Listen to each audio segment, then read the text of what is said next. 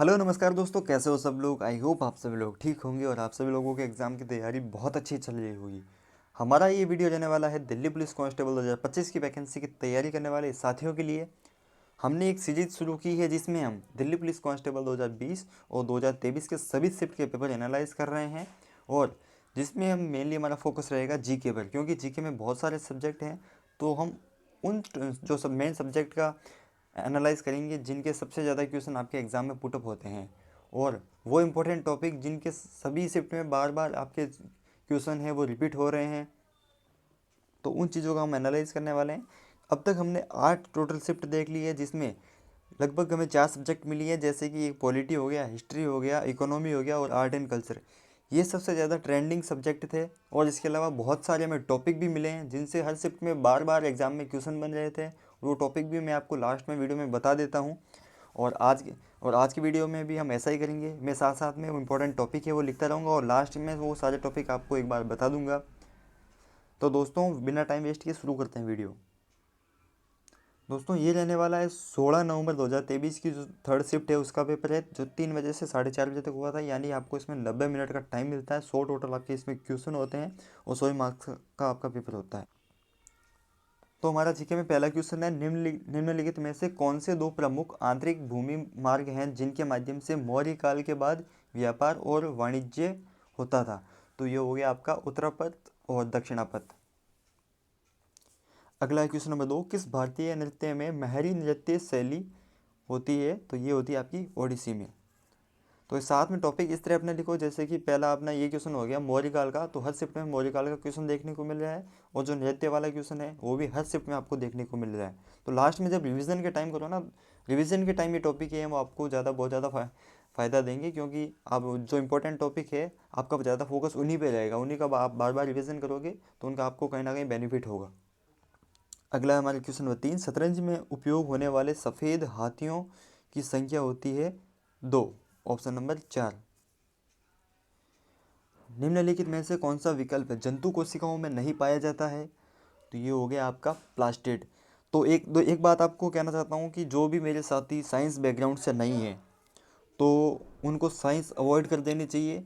हो सकता है तो जो नॉर्मली साइंस के जो क्वेश्चन बनते हैं भाई, किसी रासायनिक नाम वगैरह आप वो याद कर लो, बाकी साइंस पे आप लोग ज़्यादा फोकस मत करो, क्योंकि साइंस में बहुत ज़्यादा डीपली क्वेश्चन पूछे गए हैं 2023 की वैकेंसी की सभी शिफ्ट में। पेपर मैंने देखा है बहुत डीप से क्वेश्चन पूछे गए हैं। जो साइंस बैकग्राउंड से है ना वो भी कभी कभार ऐसे क्वेश्चन नहीं कर पाते, इतने डीप से क्वेश्चन पूछे गए हैं। तो हो सकता है तो आप साइंस को अवॉइड कर सकते हो। 3 से 4 क्वेश्चन बन सकते हैं, उसमें आपका कोई नेगेटिव पॉइंट नहीं है, क्योंकि आपका जो टाइम में है वो बच जाएगा, वो उतना टाइम आप दूसरे सब्जेक्ट को दे सकते हो। अगला है हमारे क्वेश्चन नंबर 5, चांदी की मुद्रा किसने जारी की थी जो शासक के बाद सदियों तक एक मानक सिक्का बना रहा। तो वो हो गया आपका शेरशाह सूरी। अगला है हमारा क्वेश्चन नंबर 6, वर्ष 1853 में भारत के किस राज्य में पहली ट्रेन चलाई गई थी। तो ये आपकी महाराष्ट्र में। और ये ट्रेन कहाँ से कहाँ तक चली थी वो लोग आप नीचे कमेंट करके बताना। अगला क्वेश्चन नंबर 7, निम्नलिखित में से कौन सा 1829 में गौर मोहन एडी द्वारा खोला गया था। तो ये हो गया आपका ओरिएंटेशन सेमिनरी। नेक्स्ट क्वेश्चन है हमारा क्वेश्चन नंबर 8, भारतीय वॉलीबॉल संघ की स्थापना किस वर्ष में की गई थी। तो ये हो गया आपका 1951 में इसकी स्थापना की गई थी। ज़्यादा क्वेश्चन आपके स्पोर्ट्स से पूछे जा रहे हैं। 2023 का जो ट्रेंड है वो उसको स्पोर्ट्स की तरफ बहुत ज़्यादा था। अगला है हमारा क्वेश्चन नंबर 9, वर्ष भर उपलब्ध खाद्य संसाधन के साथ कीट पक्षी आबादी का सहायता करने में कौन सी प्रजाति महत्वपूर्ण भूमिका निभाती है। तो ये हो गया आपका फाइकस प्रजाति। अगला है हमारे क्वेश्चन नंबर 10, मानव विकास रिपोर्ट 2021-22 के अनुसार भारत में जन्म के समय महिला जीवन प्रत्याशा कितनी है। तो ये आपका करंट अफेयर का क्वेश्चन है। तो इसमें उस टाइम 68.9 वर्ष थी। आपको करंट की रिपोर्ट है वो याद रखनी है। 2025 की वैकेंसी है तो उसमें आपको करंट अफेयर की बात करूँ तो जुलाई 2024 के बाद का सारा करंट अफेयर आपको पढ़ के रखना है। और जो जनवरी 2025 है वहाँ से तो आपको डेली पढ़ना है, हर एक दिन का करंट अफेयर पढ़ना है टिल एग्ज़ाम तक, जब तक आपका एग्ज़ाम नहीं हो जाता। पूरे 2025 का करंट अफेयर आपके लिए इम्पोर्टेंट है। बाकी जो क्योंकि नवंबर और दिसंबर 2024 में बहुत सारी ऐसी रिपोर्ट आएंगी, वो भी एग्ज़ाम के लिए बहुत इंपॉर्टेंट है। अगला है हमारा क्वेश्चन नंबर 11, एमएसएमई को क्रेडिट और हैंड होल्डिंग सेवाओं की पहुंच में सुधार के लिए सिडबी द्वारा कौन सा पोर्टल लॉन्च किया गया था? तो ये हो गया आपका उद्यमी मित्र। बाकी ये करंट अफेयर का क्वेश्चन है। अगला है हमारा क्वेश्चन नंबर 12, कौन सा अनुच्छेद मंत्रिपरिषद को राष्ट्रपति को सहायता व सलाह देने की अनुमति प्रदान करता है? तो ये हो गया आपका अनुच्छेद 74। अगला है हमारे क्वेश्चन नंबर 13, भारत को अर्धसंघ के रूप में किसने वर्णित किया था? तो ये हो गया आपका केसी वेयर।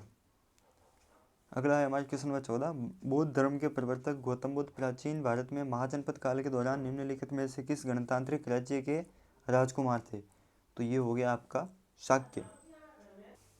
अगला है क्वेश्चन नंबर 15, यमुना नदी का उद्गम निम्नलिखित में से किस राज्य या केंद्र शासित प्रदेश में से होता है?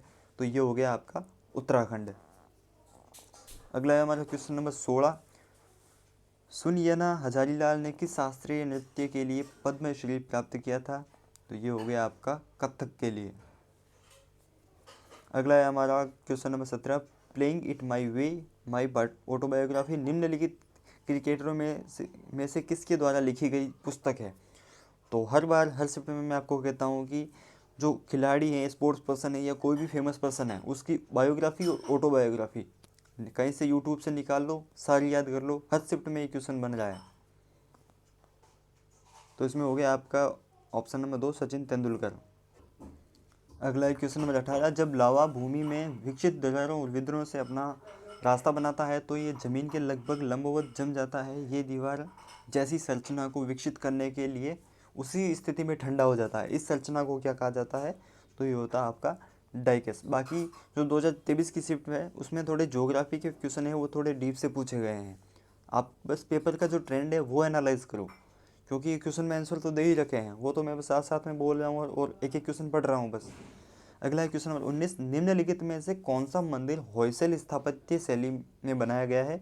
तो ये हो गया आपका केशव मंदिर। अगला है क्वेश्चन नंबर 20, अन्नपूर्णा योजना भारत सरकार द्वारा खाद्य सुरक्षा प्रदान करने के लिए किस वर्ष में शुरू की गई थी? तो अन्नपूर्णा योजना की शुरुआत वर्ष 2000 में की गई थी। अगला है क्वेश्चन नंबर 21, 2022 तक प्राप्त जानकारी के अनुसार निम्नलिखित में से किस देश ने सबसे अधिक कबड्डी विश्व कप जीते हैं? तो ये हो गया आपका भारत। और बाकी करंट अफेयर का क्वेश्चन है। अगला हमारा क्वेश्चन नंबर 22, निम्नलिखित में से किसे 1938 में 1939 के लिए भारतीय राष्ट्रीय कांग्रेस अधिवेशन के अध्यक्ष के रूप में फिर से निर्वाचित किया गया था? तो ये आपका क्वेश्चन है, इसमें आंसर है सुभाष चंद्र बोस। अगला है हमारा क्वेश्चन नंबर 23, जब सरदार स्वर्ण सिंह समिति ने मौलिक कर्तव्यों के विषय में सिफारिशें की तब कौन सी राजनीतिक पार्टी सत्ता में थी? तो उस टाइम आपको पता है कि भारतीय राष्ट्रीय कांग्रेस है वही थी। और ये क्वेश्चन है वो कल वाली शिफ्ट में भी आया था, मतलब जो इससे पहले वाली शिफ्ट थी 16 नवंबर की सेकंड शिफ्ट, जिसमें ये पूछा गया था कि जो मौलिक कर्तव्य है उनको संविधान में जोड़ने के लिए किस समिति की सिफारिश थी? तो उसमें आपकी होगी सरदार स्वर्ण सिंह समिति। बस ये क्वेश्चन एक दूसरे से जुड़े हुए आ रहे हैं, कोई अलग से क्वेश्चन नहीं बन रहे हैं। आप इतने दिन हो गए जो डेली पढ़ रहे हैं उनको ये चीज़ पता होगी। अगला है हमारा क्वेश्चन नंबर 24, किस नहर की हेड रेगुलेटर क्षमता 1133 क्यूबिक और लंबाई 532 किलोमीटर है, जिसके लिए इसे दुनिया की सबसे बड़ी आच्छादित सिंचाई नहर माना जाता है? ये हो गया आपका नर्मदा मुख्य नहर। अगला क्वेश्चन नंबर 25, विटामिन ए के बारे में दिए गए कथनों में से कौन से सही हैं? तो कथन ए हो गया आपका बीटा कैरोटीन विटामिन ए का पूर्ववर्ती है, और कथन बी, ए पत्तेदार हरी सब्जियां और पीले फल विटामिन ए के अच्छे स्रोत हैं। तो इसमें आपके दोनों सही है। अब बाकी जिनका साइंस बैकग्राउंड कभी था ही नहीं, जिन्होंने कभी विटामिन के बारे में पढ़ा ही नहीं है, उनके लिए क्वेश्चन डिफिकल्ट हो सकता है। इसलिए मैंने बोला है कि आप साइंस को अवॉइड कर सकते हो सके तो आप जो केमिस्ट्री है उसके जो रासायनिक नाम वगैरह है वो चीज़ें आप पढ़ लो, क्योंकि एक आध क्वेश्चन वहाँ से बन जाता है, तब आप वो कर सकते हो। बाकी बायो में घुसने की आप कोशिश भी मत करना। अगला है हमारा क्वेश्चन नंबर 26, किस राज्य के जोड़े में होली को डोला पूर्णिमा के रूप में भी जाना जाता है? तो ये हो गया आपका पश्चिम बंगाल और उड़ीसा। अगला है हमारा क्वेश्चन नंबर 27, 2016 में यामिनी कृष्णमूर्ति को भारतीय नृत्य के रूप में किस क्षेत्र में उनके योगदान के लिए पद्म विभूषण से सम्मानित किया गया? तो ये हो गया आपका भरतनाट्यम और कुचिपुड़ी।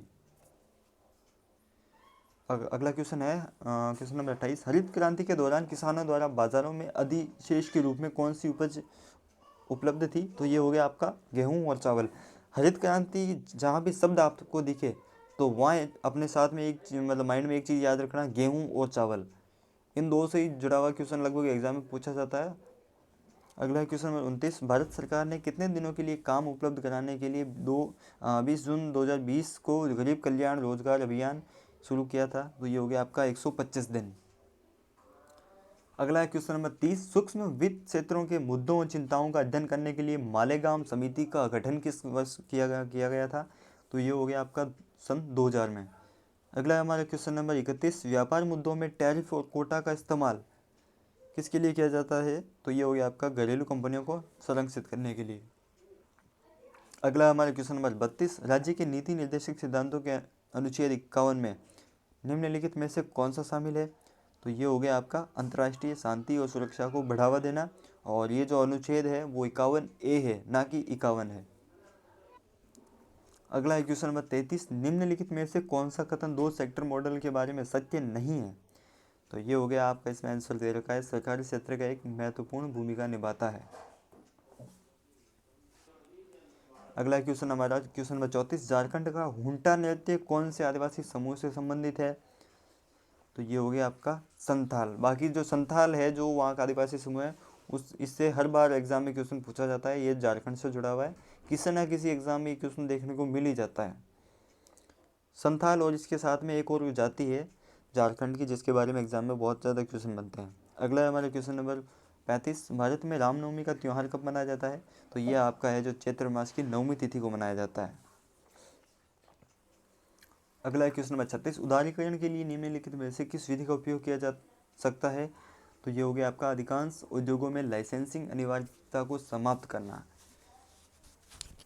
अगला है question number 37, doctor Atmaram Pandurang और न्यायमूर्ति रानाडे ने वेदों पर आधारित ज्ञान के सिद्धांतों का समर्थन करते हुए महाराष्ट्र में किस समाज की स्थापना की थी? तो ये हो गया आपका प्रार्थना समाज। और प्रार्थना समाज का क्वेश्चन भी बहुत बार एग्जाम में पड़ता है। और डॉक्टर आत्माराम पांडुरंग और न्यायमूर्ति रानाडे, ये भी बहुत फेमस पर्सन है। और किस वर्ष की गई थी, ये आपको नीचे कमेंट करना है। अगला है क्वेश्चन नंबर 38, में एक घुमावदार आकृति होती है जो नागर वास्तुकला में पाई जाने वाली एक विशेषता है। तो ये हो गया आपका शिखर। अगला है क्वेश्चन नंबर 39, ब्रह्म समाज जो सामाजिक समानता के सिद्धांत को बढ़ावा देता है की स्थापना किसके द्वारा की गई थी? तो ब्रह्म समाज की स्थापना राजा राम मोहन राय के द्वारा की गई थी। अगला है क्वेश्चन नंबर 40, निम्नलिखित में से कौन सी अवधारणा केंद्र सरकार के राजकोषीय घाटे को पूरा करने के लिए बाजार में सार्वजनिक क्षेत्र की इकाइयों की इकट्ठी के लिए निपटान से संबंधित है? तो ये हो गया आपका विनिवेश। अगला है question number 41, Indian super league का पहला संस्करण निम्नलिखित में से किस वर्ष शुरू आयोजित किया गया था? तो ये आपका हो गया 2014। अगला हमारा क्वेश्चन नंबर 42, उस कलाकार की पहचान कीजिए जो कर्नाटक संगीत परिवार से संबंधित नहीं है।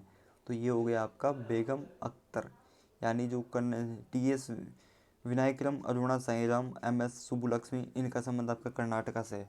अगला है क्वेश्चन नंबर 43, भारतीय संविधान का कौन सा अनुच्छेद सहकारी समितियों को बढ़ावा देने से संबंधित है? तो सहकारी समितियों से जुड़ा हुआ जो आपका अनुच्छेद है वो है अनुच्छेद 43B। अनुच्छेद का इस पेपर में दूसरा क्वेश्चन है ये, आई थिंक दूसरा नहीं, ये तीसरा क्वेश्चन है।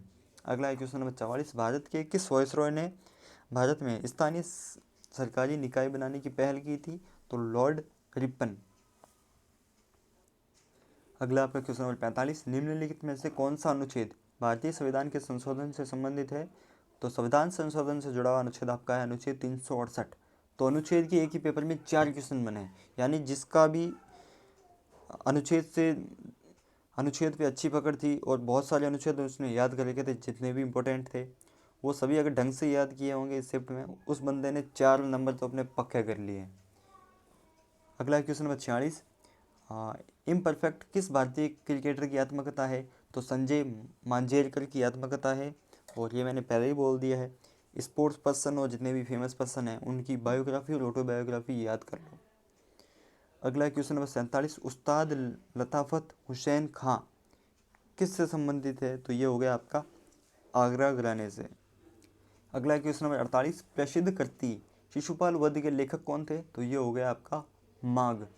अगला क्वेश्चन नंबर 49, सीमा विद्युत परिपथ की को चालू करती है और जल पीने के लिए चली जाती है, 2 मिनट बाद वापस आती है और देखती है कि परिपथ में डाई एम्पियर की धारा प्रवाहित हो रही है तो परिपथ से प्रवाहित शुद्ध आवेश ज्ञात कीजिए। तो आवेश निकालने के लिए हमें जो पहले जो मिनट है उसको सेकंड में कन्वर्ट करना होगा। तो सेकंड में कन्वर्ट करेंगे तो ये हो जाएगा आपका 120 सेकंड। इसको गुणा करना है जो धारा है उससे, तो ये बन जाएगा आपका 300। और जिन्होंने फिजिक्स अच्छे से पढ़ी है, जिनके 12th में फिजिक्स थी, सिर्फ वही ऐसे क्वेश्चन कर सकते हैं। अगला हमारा आखिरी क्वेश्चन है, भारत के सबसे दक्षिणी प्रमुख बंदरगाह की पहचान कीजिए। तो सबसे दक्षिण में आपका है तूतीकोरिन। अब हम एक बार जो कंप्यूटर के 10 क्वेश्चन हैं वो भी जल्दी जल्दी देख लेते हैं। अगला है क्वेश्चन नंबर 1, निम्नलिखित में से कौन सा कॉलम लेटर और रोल नंबर का ऐसा सही संयोजन है जो एमएस एक्सेल में वर्कशीट पर किसी सेल की पहचान करता है। तो ये इसमें आपका A3 है, पहले आपका जो कॉलम आता है उसके बाद में रो का नंबर आता है। अगला question number 3, question number 2, MS word 365 के अधिकांश एप्लीकेशन में सेलेक्टेड टेक्स्ट को कॉपी करने के लिए कीबोर्ड शॉर्टकट क्या होता है। तो ये हो गया आपका Ctrl+C। अगला है क्वेश्चन नंबर 3, MS वर्ड 365 में पेज सेटअप समूह में ब्रेक के बाद में टेक्स्ट को नए पेज या डॉक्यूमेंट पर शुरू करने के लिए फोर्स करना हेतु निम्नलिखित में से किसका प्रयोग किया जाता है। तो यह हो गया आपका पेज ब्रेक। अगला क्वेश्चन है क्वेश्चन नंबर 4, MS वर्ड 365 में प्रिंट सेटिंग डायलॉग का नंबर ऑफ कॉपीज विकल्प आपको क्या करने की सुविधा देता है। तो ये हो गया आपको ये निर्दिष्ट करने की डॉक्यूमेंट की कितनी प्रिंट कॉपियाँ निकालनी है। अगला क्वेश्चन नंबर 5, MS वर्ड 365 में हमें समान टेक्स्ट को दोबारा टाइप करने की आवश्यकता होती है। तो निम्नलिखित में से किस ऑप्शन का उपयोग किया जा सकता है क्योंकि ये समय और प्रयोग को कम करता है। तो ये हो गया आपका कॉपी।